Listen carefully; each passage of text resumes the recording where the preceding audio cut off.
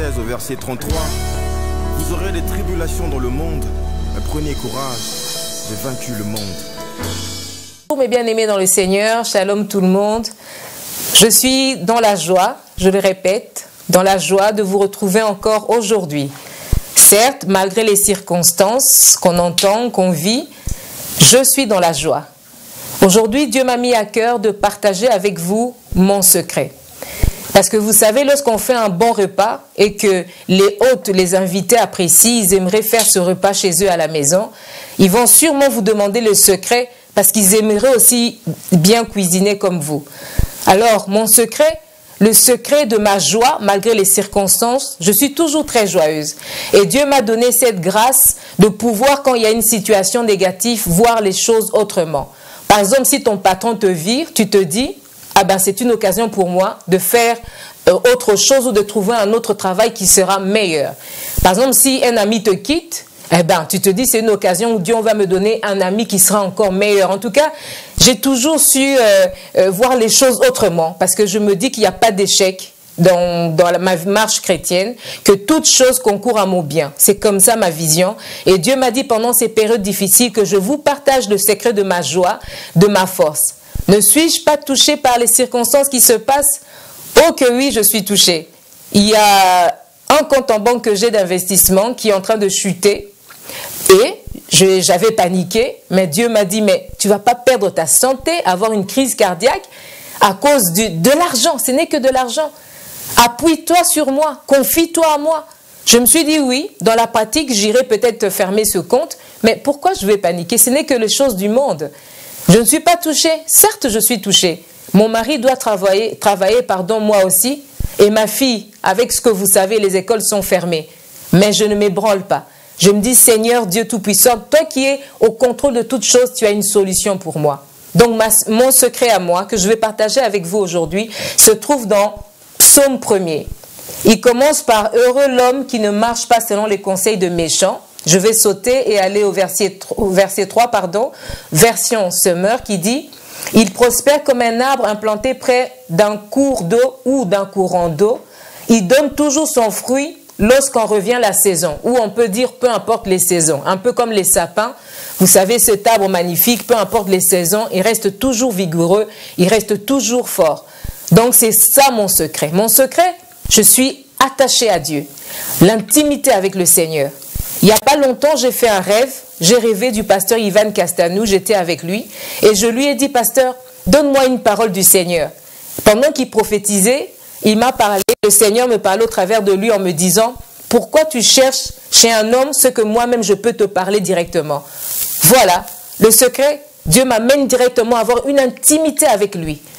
J'ai toujours été à l'église en ayant cette attitude en moi, en me disant je vais pour donner à l'église. Je m'attache à Dieu. Dieu, en tout cas mon parcours, c'est le matin, je me réveille, mais ça c'est mon discipline. Vous pouvez avoir différentes disciplines. Chaque matin, j'ai mon temps d'intimité. Je fais ma tasse de thé, je prie pendant 1 heure, peu importe le temps, avec le Seigneur. À midi, quand j'ai fini de travailler, ou le soir, c'est une discipline que je me suis faite parce que je me suis toujours dit, aujourd'hui, si le pasteur n'était pas là, aujourd'hui, si l'informatique a un problème, aujourd'hui, si les hommes ne sont pas là, comment je fais pour me nourrir? Je ne vais pas toujours m'amuser à appeler tous les pasteurs pour avoir les paroles de connaissance, pour qu'ils m'enseignent. Je m'étais dit, Seigneur, je veux être ami avec toi comme Abraham, que de ne pas passer par des hommes. Et c'est ça qui me garde, c'est l'intimité avec le Saint-Esprit. La Bible dit, soyons enracinés en Jésus-Christ, soyons enracinés en lui. Il savait pourquoi, parce que les situations difficiles peuvent arriver. Si vous n'êtes pas enraciné avec Jésus, si vous ne savez pas lire la parole, si vous ne savez pas parler avec Dieu, communiquer avec lui parler et aussi l'écouter, en tout cas vous serez dans des problèmes pas faciles, parce que lorsqu'il arrive un problème, vous faites comment? Donc c'est ça mon secret. Peu importe si les églises sont fermées, je suis là et je me dis merci Seigneur pour cette occasion. Comme ça, je veux encore approfondir ma relation avec toi, approfondir la prière, les temps de prière en famille, le temps de prière. Je prie souvent avec ma fille, je partage la parole avec lui et on a encore intensifié ces temps. Donc voilà mon secret. C'est l'intimité avec le Saint-Esprit, parler avec le Saint-Esprit, que le pasteur soit là, que l'église soit là, que les hommes de Dieu prophétisent sur moi ou pas.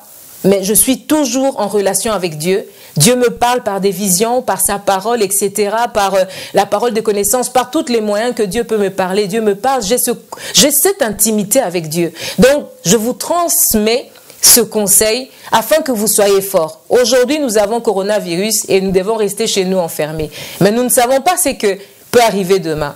Soyez de ceux-là qui grandissent dans l'intimité avec le Seigneur. Ça va vous préserver. Comme la Bible dit ici, vous serez comme des arbres plantés près d'un courant d'eau. Peu importe ce qui se passe, vous serez toujours dans la joie. Car le Saint-Esprit fait de vous la source de joie. Car le Saint-Esprit va faire de vous la source de paix. C'est pour ça que je ris lorsqu'il y a des problèmes. Lorsque même la bourse, mon compte est en train de s'ébranler, je me dis, Seigneur, j'ai confiance en toi. Tu es avec moi, je ne craindrai rien, parce que je sais que mon Dieu est en contrôle. Toute chose concourt au bien de ceux qui aiment Dieu. Même ces circonstances négatives, ces épreuves par lesquelles tout le monde entier passe, concourent à notre bien. Dieu a le mot de la fin. Mon Rédempteur est vivant, a dit Job, il se lèvera le dernier. Il ne nous abandonnera jamais. Soyez de ceux qui s'enracinent, qui sont en relation avec le Seigneur, qui sont en intimité avec le Seigneur. Si vous ne connaissez pas le Seigneur Jésus-Christ, je vais prier avec vous pour que vous puissiez accepter le Seigneur. Et après, vous pouvez faire la prière de dire, Saint-Esprit, sois mon ami. Seigneur Jésus-Christ, j'ai entendu parler de toi. J'aimerais que tu viennes dans ma vie. Je t'accepte comme Seigneur et Sauveur. Je reconnais mes péchés et je te demande pardon. Je reconnais que c'est toi qui as le contrôle de toutes choses. Viens et règne et guide ma vie. Cher Saint-Esprit, sois mon ami. Je veux être intime avec toi. Aide-moi à aller dans cette dimension où je ne dépends pas des hommes, mais où je dépends de toi. Au nom de Jésus-Christ. Amen. Que Dieu vous bénisse, soyez bénis, soyez fortifiés pendant ces périodes difficiles. Ne vous découragez pas et ayez confiance en Dieu. Dieu est au contrôle. Soyez bénis.